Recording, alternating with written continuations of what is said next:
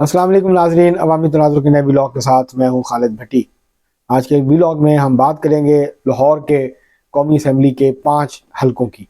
NA 117, NA 118, NA 119, NA 120 और NA 121।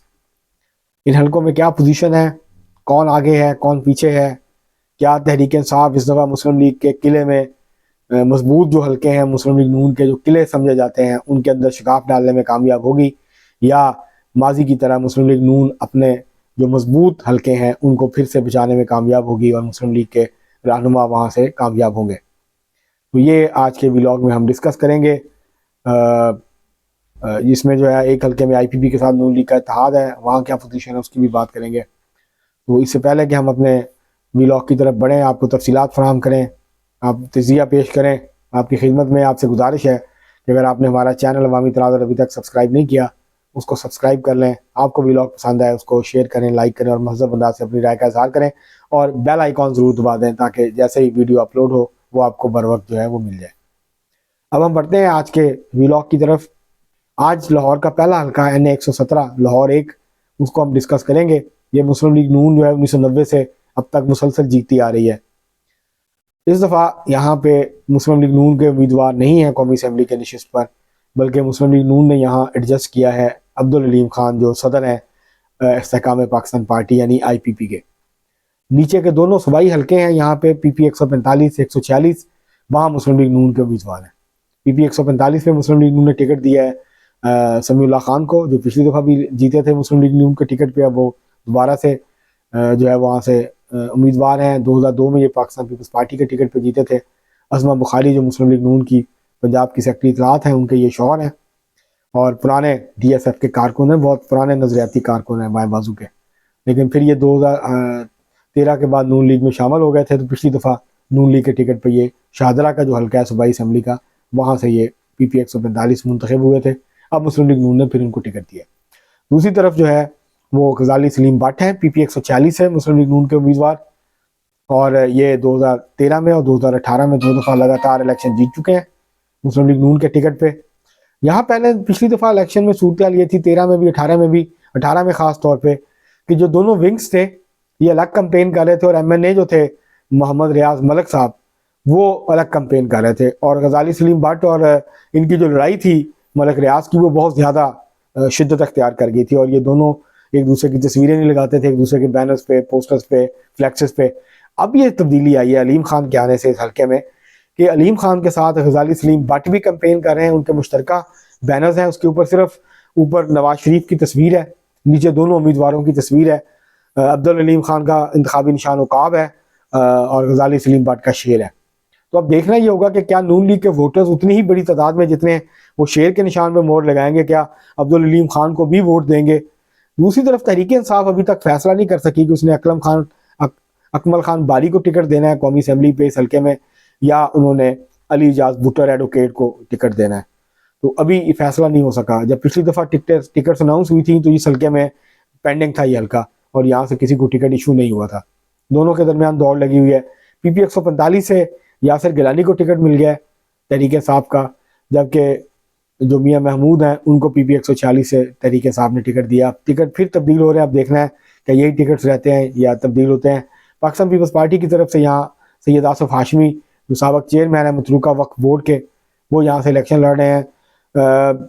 वो 2 दफ़ा इलेक्शन लड़ चुके, एक दफ़ा खुद लड़ा, दूसरी दफ़ा उनके साहबजादे ने लड़ा, लेकिन वो नाकाम हुए। तो अब भी वो जो है कोई बहुत ज़्यादा मजबूत उम्मीदवार नहीं। असल मुकाबला अब्दुल अलीम खान का और तहरीक इंसाफ के अली इजाज भुट्टर या अकमल खान बारी के दरमियान होगा। अगर अली इजाज भुट्टर को टिकट मिला तो फिर जो अली जो है दूसरे अकमल खान बारी हैं वो आज़ाद हैसियत से मैदान में मौजूद होंगे, वो विड्रॉ नहीं करेंगे। तो यहाँ ये सूरत हाल है तहरीक इंसाफ के लिए। तो अगर हम बढ़ें यहाँ बारह लगता यह है कि अब्दुल अलीम खान जीतने में कामयाब हो जाएंगे। सूबाई असम्बली की दोनों नशिस्तें भी मुस्लिम लीग नून निस्बतन आसानी से जीत जाएगी और अब्दुल अलीम खान कौमी असम्बली की नशिस्त निकाल लेंगे। दूसरा जो हल्का है लाहौर का जिसके ऊपर आज हम बात करेंगे वो है NA 118 लाहौर 2। यहाँ से मियाँ हमजा शहबाज जो हैं वो इलेक्शन लड़ रहे हैं। ये हल्का दाता नगर, शादबाग और इसके साथ साथ जो उसके मुतल्लिका इलाके हैं फ़ारूकगंज और अंदरून शहर जो दरवाजे हैं सारे 11-12 वहाँ पे मुश्तमिल ये हल्का है। कौमी असम्बली का। इसमें थोड़ा सा इलाका गवाल मंडी का भी आता है, लेकिन बाकी अंदरून शहर और उसके जो महलका इलाके हैं उसके ऊपर मुश्तमिल ये हल्का है। N118 यहाँ से मियाँ हमजा शहबाज उम्मीदवार हैं पाकिस्तान मुस्लिम लीग नून के टिकट पे। वो यहाँ से माजी में भी जीत चुके हैं। तो आलिया हमजा हैं मुस्लिम पाक तहरीक इंसाफ की, जबकि मोहम्मद मदनी भी जो है वो NF के ऊपर भी खड़े हैं, MPA के ऊपर भी खड़े हैं, उन्होंने कागजात वापस नहीं लिए। तो अब देखना यह है कि तहरीक इंसाफ का वोटर, वो पहले भी 2 दफ़ा इलेक्शन लड़ चुके हैं यहाँ से तहरीक इंसाफ के टिकट पे। अब देखना ये होगा कि इस हल्के में आलिया हमजा जो है वो किस किस्म की परफॉर्मेंस, वो जेल में है, वो खुद कंपेन नहीं करेंगी, वो पार्टी के ऊपर सारा जो है उनका इन्हिसार होगा। वोटर्स को निकालना, कैंप्स बनाना, ये सारा पार्टी को काम करना पड़ेगा। पार्टी किस हद तक कर पाती है, अब ये सवाल जो है वो देखना होगा। हमजा शहबाज PP 147 पे भी इलेक्शन लड़ रहे हैं, जबकि PP 148 पे मुस्लिम लीग नून के उम्मीदवार मियां मुश्तबा शुजा रहमान है।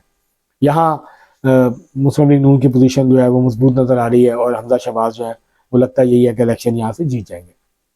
अब हम बढ़ते हैं N119, ये बगवानपुरा GT रोड का हल्का है।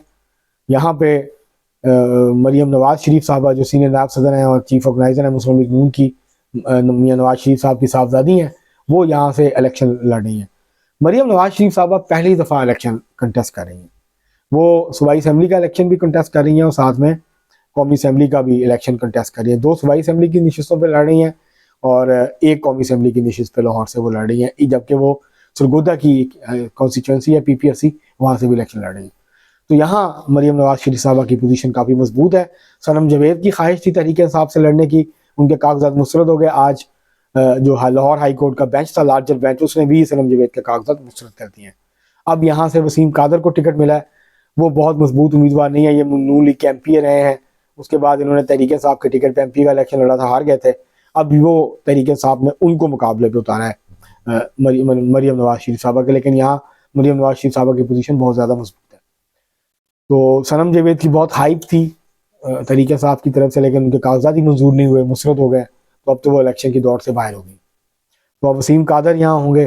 पाकिस्तान पीपल्स पार्टी के उम्मीदवार ने यहाँ पिछली बार बहुत कम वोट लिए थे, अब भी कोई वो मुकाबले में नज़र नहीं आते हैं। तो बहरहाल यहाँ से जो है वो मरियम नवाज शरीफ साहबा खुद क्योंकि इलेक्शन लड़ रही हैं, तो यहाँ उनकी पोजीशन काफ़ी मजबूत है।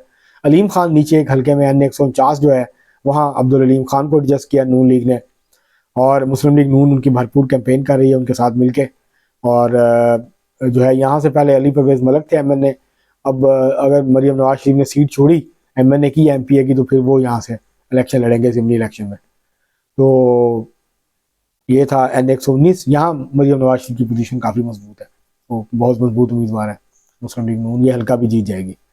उसके बाद हम बढ़ते हैं N120 जो है ये लाहौर के मुज़ाफ़ाती इलाकों पे और देही इलाका जो है वाघा बॉर्डर और इसके हल्का इलाके, इसके ऊपर मुश्तमिल हल्का है। यहाँ से मुस्लिम लीग नून ने, यहाँ से उम्मीदवार थे सुहेल शौकत भट्ट, वो पहले भी जीते हैं, तो वो यहाँ से लड़ना चाह रहे थे, पिछली दफ़ा MPA का जीते थे।